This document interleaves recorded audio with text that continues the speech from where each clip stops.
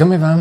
Bentornati sul mio canale. Come sempre, prima di iniziare il video vi ricordo di iscrivervi qui sotto al mio canale di YouTube, di attivare anche la campanellina così sarete sempre aggiornati su tutte le prossime novità.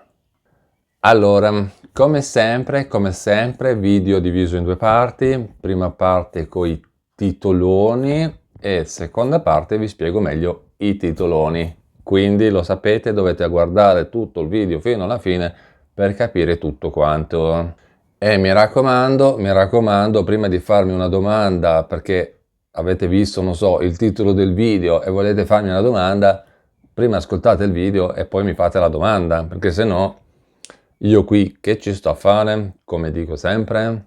Quindi qualcuno, più di qualcuno, mi ha chiesto di parlare brevemente del patto di inclusione sociale detto PAIS. Continuate a scrivermi questa domanda sotto i video, evidentemente c'è ancora un pochino di confusione e allora cosa ho deciso di fare? Di rinfrescarmi a me la memoria e giustamente così, mentre mi rinfresco la mia memoria, vi spiego anche a voi tutto quanto. Poi il secondo titolone di oggi è questo: cosa succede alle domande di assegno di inclusione che hanno delle difformità in evidenza alla sede o che hanno un controllo preventivo? Quindi cosa succede? Ce lo spiega l'INPS con un suo messaggio, che ovviamente io sono andato a ripescare per riuscire a spiegarlo anche a voi. Bene, seconda parte del video. Però, come sempre, prima di continuare nella seconda parte del video, ricordatevi che su questo collegamento internet qui, che vedete qui in sovraimpressione e che tra l'altro poi vi lascio anche nella descrizione del video, ho racchiuso tutti i collegamenti che avevo, ok? Quindi da lì si parte, eventualmente faccio un esempio: volete ricevere una cartolina da parte mia? Al collegamento che vi lascio, ecco, avete la possibilità di ricevere una cartolina. Volete diventare super iscritti al mio canale e avere tantissimi vantaggi con i commenti, nelle dirette live, nei video? Da lì si può accedere. Volete una casella email e PEC gratuita? Anche da là si può accedere. Quindi secondo me conviene che ci andate veramente a fare un giro, perché ci trovate tante cose interessantissime. Bene, detto questo, riprendiamo la nostra parte di video e partiamo dal patto di inclusione sociale, detto anche PAIS. Apro una parentesi: avevo già fatto un video, mi pare fosse di ottobre-novembre del 2024, quindi pochi mesi fa, insomma, e lo trovate qui sul mio canale di YouTube. Andate sul motore di ricerca di YouTube e cercate PAIS o Patto Inclusione Sociale Luigi Ragioniere e vi viene fuori, dovrebbe essere uno dei primi.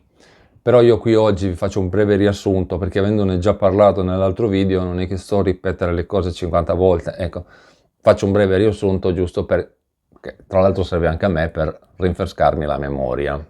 Partiamo da qui. Allora, cosa dice il sito internet ufficiale, quello del Ministero del Lavoro? Allora, il Ministero del Lavoro dice così, ascoltate bene: la ratio del patto per l'inclusione e sociale è che il reddito da solo non basta ad uscire dalla povertà, in quanto la mancanza di reddito spesso non è la causa della povertà, ma il suo effetto.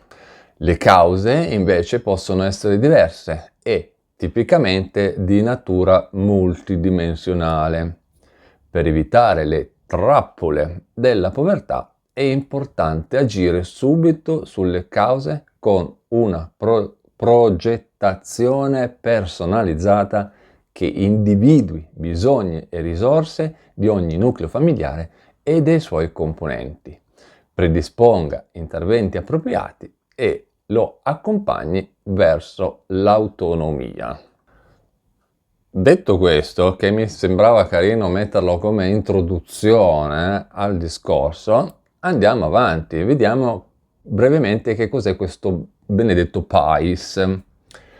L'analisi preliminare può avere come esito la sottoscrizione, udite bene, obbligatoria o volontaria, o obbligatoria o volontaria, del patto per l'inclusione sociale, che viene curato dai servizi sociali, ok? Quindi si parte da lì. Il patto per l'inclusione sociale, PAIS, rappresenta praticamente il mezzo con il quale viene accompagnare il processo di cambiamento nella vita dei cittadini in situazioni di povertà beneficiari dell'assegno di inclusione. Questo praticamente è il succo del discorso del PAIS. In pratica descrive tutte quelle azioni attraverso le quali i bisogni rilevanti, cioè i bisogni quelli primari, quelli importanti, vengono trasformati in obiettivi e quindi risultati di cambiamento, che servono a dare proprio un compimento alle aspirazioni dei beneficiari, utilizzando proprio delle risorse e delle capacità a cui si raggiunge con il sostegno dei servizi e delle risorse della comunità.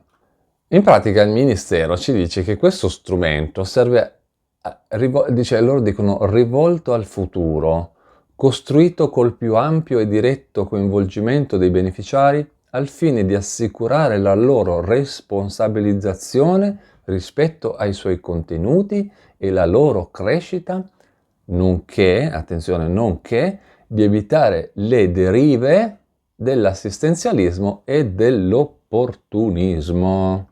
Quindi cosa succede? Che attraverso il patto di inclusione sociale, il PAIS, i servizi sociali del comune praticamente aiutano il nucleo beneficiario a capire quali sono i bisogni della famiglia, quali servizi possono essere forniti al nucleo familiare oppure ai singoli componenti del nucleo familiare. Però allo stesso tempo, quindi allo stesso tempo, quali impegni ovviamente la famiglia deve assumersi, perché se no non si riesce ad andare avanti. Quindi passo passo, per migliorare la propria condizione sociale e lavorativa, ok? Quindi c'è questo lavoro, viene fatto praticamente questo lavoro. Tutti gli interventi, i nuclei familiari accedono tramite una valutazione che si chiama multidimensionale, e di questa valutazione multidimensionale ne abbiamo già sentito parlare tante di quelle volte. In pratica serve, ovviamente, una volta che avete capito quello che vi ho appena detto, serve ad identificare i bisogni del nucleo familiare e dei suoi componenti, tenuto conto proprio delle risorse e dei fattori di vulnerabilità del nucleo, nonché dei fattori ambientali e di sostegno presenti. Attenzione, attenzione, tutto questo discorso qui esce fuori, è praticamente un estratto di quello che si trova sul sito internet del Ministero del Lavoro, perché sapete benissimo che io non sono né un medico, né uno psicologo, né uno psichiatra, né niente, ok?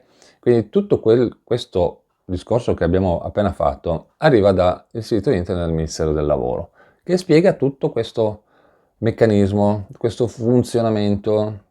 Poi ovviamente per addentrarsi nel sistema del lavoro, della valutazione multidimensionale, quello è un compito che se ne occupano i servizi sociali, non di certo io, qui su internet, e quindi quello è un lavoro che fanno loro, ok? Quindi per tutto l'iter, il processo, bisogna fare riferimento a loro. Cambiamo argomento e parliamo dell'altra questione, dell'altro notizione. Cosa succede alle domande di inclusione che hanno delle difformità in evidenza alla sede o che hanno un controllo preventivo? Allora ce lo spiega l'INPS, ok? Cosa succede? Sono andato a ripescare, come vi ho detto, questo messaggio dell'INPS. Quindi per tutte le domande che sono in evidenza alla sede per omissioni, difformità della DSU, insomma problematiche varie, le persone ricevono un SMS o un'email, classico messaggino sul telefonino o un'email di notifica che segnala appunto questa evidenza.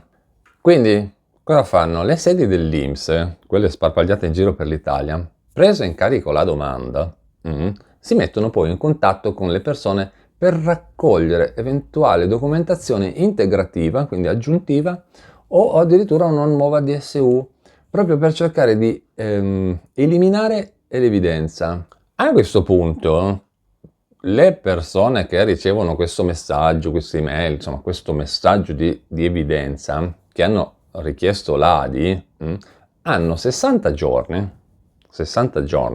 per integrare la documentazione, oppure colmare, loro dicono colmare, quindi aggiungere, no? Le omissioni, oppure addirittura ripresentare una nuova DSU presso la sede dell'INPS. Fate solo attenzione al fatto che passati i 60 giorni senza che nessuno si presenta o porta la documentazione che viene richiesta da parte dell'INPS, la domanda viene respinta. Quindi voi lo sapete che una volta che la domanda viene respinta poi è un casino, perché poi bisogna rifare tutto, tra file, cioè, insomma, tra l'altro costano anche queste cose, perché non è che sono proprio gratuite. Per avere maggiori informazioni dovete sapere che all'interno della procedura ADI, dentro il sito internet dell'INPS, è possibile trovare il dettaglio delle causali, della causale o delle causali delle domande respinte, per le quali il richiedente può presentare istanza di riesame alla sede dell'INPS, ovviamente territorialmente competente, quindi quella vicina alla propria sede, entro 30 giorni dalla data in cui ha ricevuto comunicazione dell'esito, oppure presentare ricorso giudiziario. Ci sono state persone anche durante il periodo di RDC che facevano ricorso, e ovviamente avvocati, non avvocati, quindi la cosa si è messa lunga. Poi sinceramente a me quelle persone non hanno mai più risposto dicendomi sì, è andata bene o è andata male, quindi non saprei dirvi se la via del ricorso giudiziario sia una strada giusta o sbagliata, perché nessuno mi ha poi più detto niente, quindi la cosa è finita là. Poi, per tutte le domande assoggettate al controllo preventivo, saranno comunque automaticamente elaborate. Decorsi 60 giorni dall'inizio della sospensione, ricordatevi che in assenza di conferma della discordanza da parte dell'operatore di sede. Ve lo ridico piano perché detto così sembra che non si capisce niente. Per tutte le domande assoggettate al controllo preventivo saranno comunque automaticamente elaborate decorsi 60 giorni dall'inizio della sospensione, in assenza di conferma della discordanza da parte dell'operatore di sede. Ecco, così effettivamente si capisce un pochino meglio.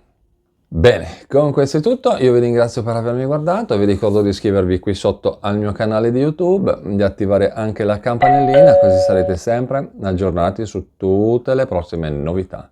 E noi ci vediamo in un prossimo aggiornamento, sempre qui sul mio canale di YouTube. A presto, ciao!